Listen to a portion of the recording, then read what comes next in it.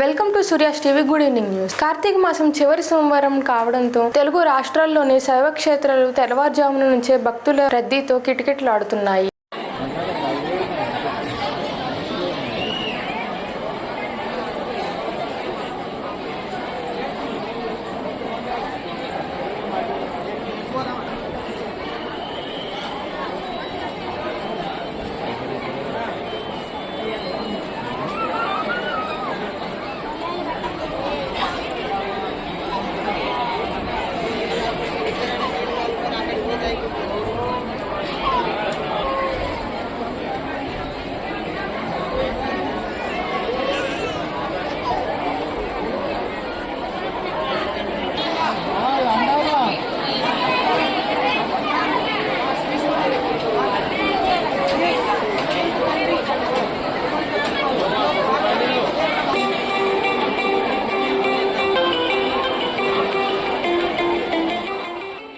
గత 5 ఏళ్లు అధికారంలో ఉండగా వైసీపీ నేతలు చేసిన పాపాలే నేడు శాపాలుగా మారుతున్నాయని మంత్రి కొల్లు రవీంద్ర విమర్శించారు.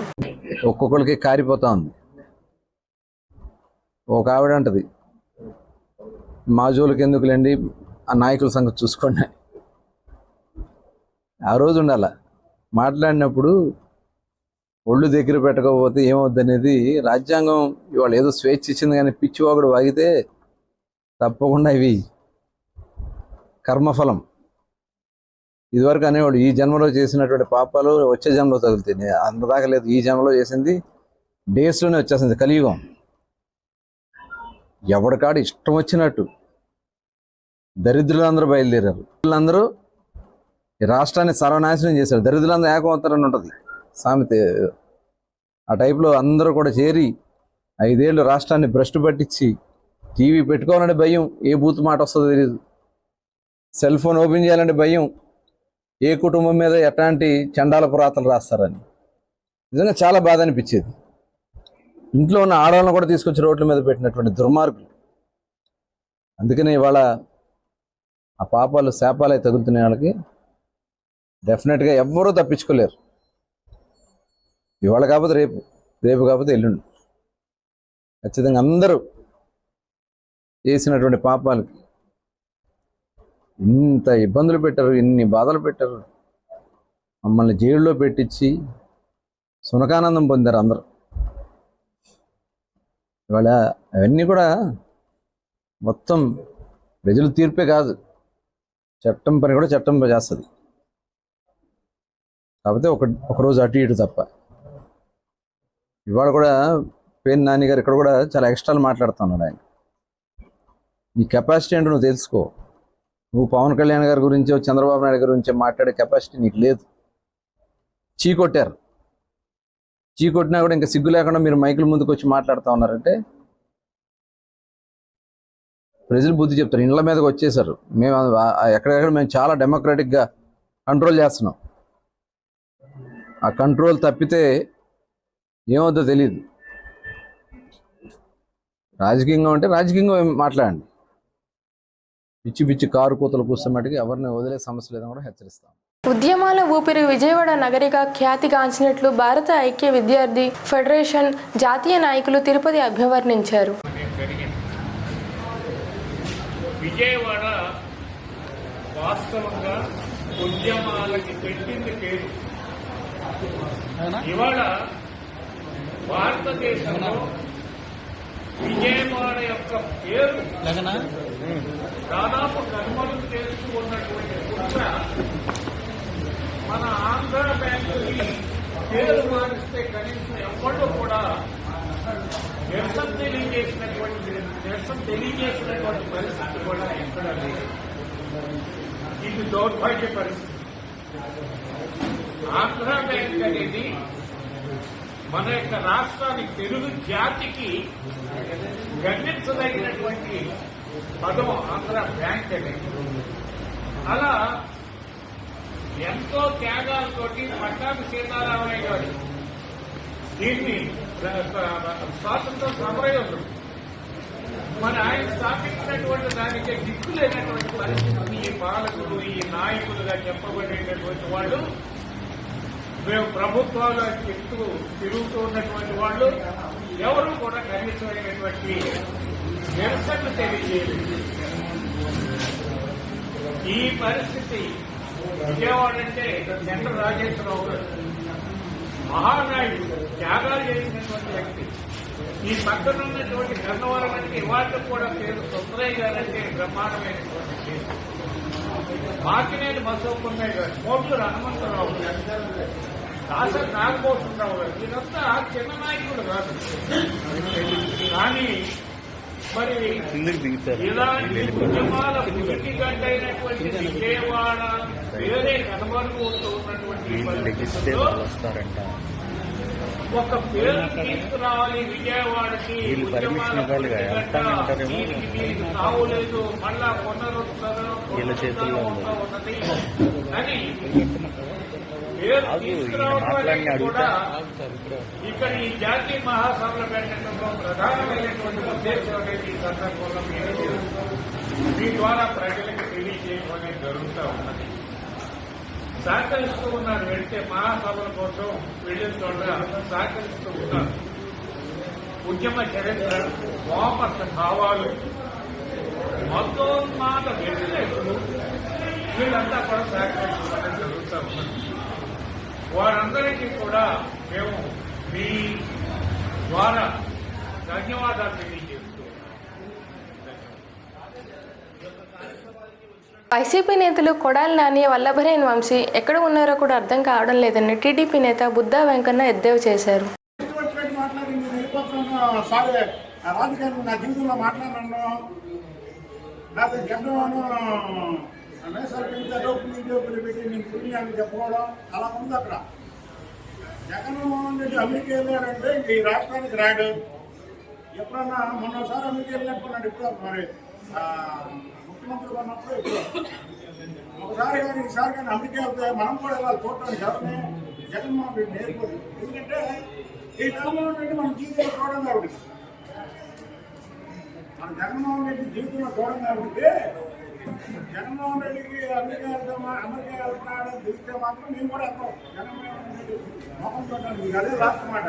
జీవితంలో జగన్మోహన్ రెడ్డి మొహం చూడలేము మనం. ఏం స్కామ్ ఉన్నాయా? ఏ స్కామ్ ఇవన్నీ? ఎన్ని స్కామ్లు ఏం చేశారు? ఈ సంపద అంతా, రాష్ట్ర సంపద అంతా ఏం చేశారు? వాళ్ళ జీతాలు ఇవ్వడానికి లేకుండా ఉంది ఈ రాష్ట్రం. చంద్రబాబు నాయుడు గారు 6 నెలలు కష్టపడతారు దానికోసం.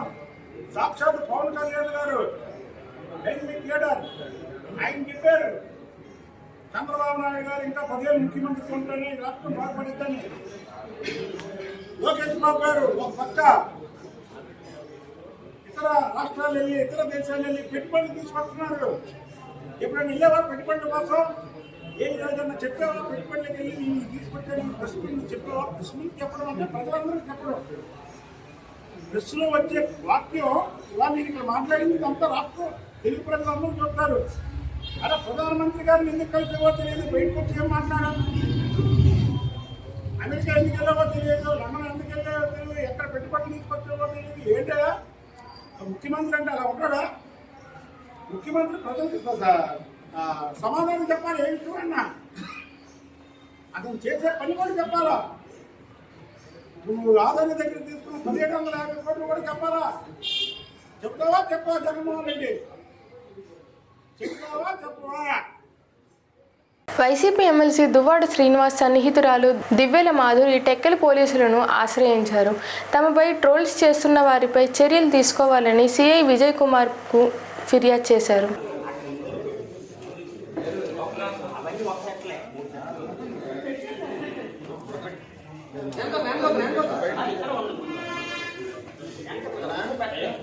మీద అనుచిత వ్యాఖ్యలు చేసినా చాలా కఠినమైన చర్యలు తీసుకుంటామని చెప్పి వాళ్ళు చెప్పడం జరిగింది. సో అది విని మాకు నమ్మకం కుదిరి మా ఎమ్మెల్సీ దువ్వాడ శ్రీనివాస్ గారి మీద, ఇంకా నేను వైసీపీ కార్యకర్తలు నేను మాధురి అనే నా మీద చాలా అసభ్యకరంగా సోషల్ మీడియాలో పోస్టులు పెట్టారు. సో మీరు ఖచ్చితంగా వాళ్ళ మీద కూడా యాక్షన్ తీసుకోవాలని కోరుకుంటూ మేము మా ఎంపీపీలు, ఎంపీటీసీలు, ప్రెసిడెంట్లు, మండల టౌన్ ప్రెసిడెంట్లు అందరూ కలిపి మీకు కంప్లైంట్ ఇవ్వడం జరిగింది. దీని మీద మీరు తప్పకుండా సివియర్ యాక్షన్ తీసుకోవాలని కోరుకుంటున్నాం. రండి అందరూ. దానికి సంబంధించిన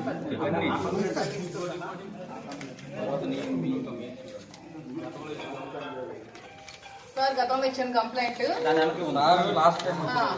సార్ మీకు కంప్లైంట్ చేసి స్టేషన్ కి వచ్చి ఆల్మోస్ట్ అవుతుంది.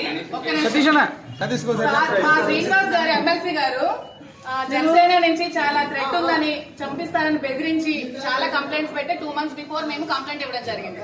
దాని మీద ఎటువంటి యాక్షన్ కానీ ఎఫ్ఐఆర్ కానీ ఫైల్ చేయలేదు. కానీ ఎప్పుడో 2 years బిఫోర్ శ్రీనివాస్ గారు ఏదో జనసేన పవన్ కళ్యాణ్ కోసం మాట్లాడారని చెప్పి దాని మీద కేసు ఫైల్ చేసిన వెంటనే ఎఫ్ఐఆర్ ఫైల్ చేయడం జరిగింది శ్రీనివాస్ గారు. మేము ఇచ్చిన దాని మీద మాత్రం ఇంతవరకు ఎటువంటి రెస్పాన్స్ కూడా లేదండి. అతను ఒక ఎమ్మెల్సీ. సో మాకు ఇంతవరకు మాకు కట్టే మాకు రావాలి కదండి. కేసు అయితే కాపీ ఇవ్వాలి కదండి, మాకు కాపీ ఇవ్వాలి కదా.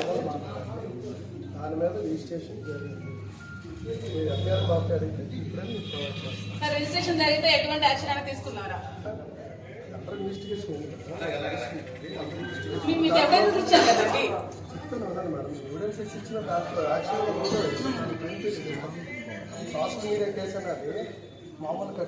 సరే మాకు అది ఎఫ్ఐఆర్ గుడివాడ ప్రజలు 20 ఏళ్లుగా నరక అనుభవించారు. గుడివాడ ఎమ్మెల్యే రాము అన్నారు. సభ ఎలా జరుగుతుందనేది చూస్తా ఉన్నాం. ఎంతో చక్కగా సఖ్యతతోటి ప్రతి ప్రశ్నకి దీర్ఘంగా స్పష్టంగా ఈ చర్చలు అయితే కనుక పూర్తిగా జరుగుతూ ఉన్నాయి. సో ఇలాంటి పరిస్థితుల్లోనే నేను ఇప్పుడు ప్రధానంగా వచ్చిన విషయం ఏంటంటే, ఈ కూటమి ప్రభుత్వం ఎలా పనిచేస్తుంది అనటానికి అతి పెద్ద నిదర్శనం మా గుడివాడ నియోజకవర్గం కింద ఉంది. గత 20 ఏళ్లుగా నరకం చూసాం. దారుణమైన పరిస్థితులు ఉన్నాయి. ఏంటి, ఈ ప్రజా సమస్యల మీద అస్సలు కొంచెం కూడా దృష్టి పెట్టకుండా గత తాజా మాజీ పేరు చెప్తే ఒక గుడివాడే కాదు, రాష్ట్రం మొత్తం గుండెలు మండుతాయి. సో పేరు మాత్రం వాడకుండా చూస్తూ ఉన్నాం. సో అలాంటి వ్యక్తి పరిపాలించి ఎంత నాశనం చేశాడో గుడివాడిని అనేది తెలుస్తూ ఉంది. ఎన్నో స్కామ్లు బయటకు వస్తూ ఉన్నాయి. రకరకాల స్కామ్లే కాకుండా అసలు ప్రజలు ఎలాంటి పరిస్థితుల్లో ఉన్నారు అని చెప్పుకున్నాను. నేను ఎలక్షన్ టైంలో తిరిగిన ప్రతిసారి నేను వీడియోస్ చేసుకుంటూ అందరికీ చూపిస్తూ ఉన్నా. మంచినీళ్ళు గుడివాడ నియోజకవర్గంలో తాగునీరు పరిస్థితి ఎలా ఉంది అంటే దుర్మార్గంగా ఉంది. ఎందుకంటే ఫిల్టర్లన్నీ పాడైపోయి చాలా సంవత్సరాలుగా ఫిల్టర్ బెడ్లు అనేవి మార్చకుండా గ్రామాల్లో మొత్తం డైరెక్ట్గా చెరువులోంచి నీళ్లు పైకెక్కిచ్చేసి అందరికీ పంపించేస్తున్న పరిస్థితి.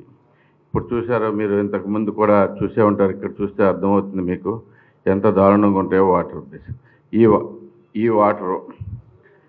వాటరు అంటే మరి అక్కడి నుంచి చూస్తే తెల్ల కనపడుతున్నట్టు ఉన్నాయి, కానీ గ్రీన్గా ఉంటాయి. గుడివాడలో నేను అప్పుడు ఎలక్షన్ మొత్తం చెప్పా, గుడివాడలో ఏ ఊరు వెళ్ళినా కానీ కన్సిస్టెంట్గా ఉండేది ఒకటే, తాగునీరు గ్రీన్గా వస్తాయి. ఎందుకు అంటే చెరువు నుంచి డైరెక్ట్గా ఫిల్టర్ బెడ్లు వాడకుండా పంపించేసే పరిస్థితి ఉండదు.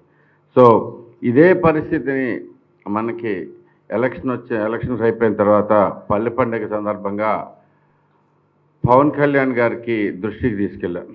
అక్కడ స్టేజ్ మీదే ఈ వాటర్ బాటిలే చూపించారు. సార్, ఇది మా పరిస్థితి.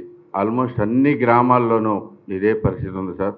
మీరు ఒక్కసారి చూడాలంటే ఆయన వెంటనే స్పందించారు. అక్కడికక్కడే అదే స్పాట్లో స్పందించి నేను గుడివాడ వెళ్ళేలోపు ఆదేశాలు వచ్చేసినాయి. ఈ వార్తలు ఇంతటితో సమాప్తం.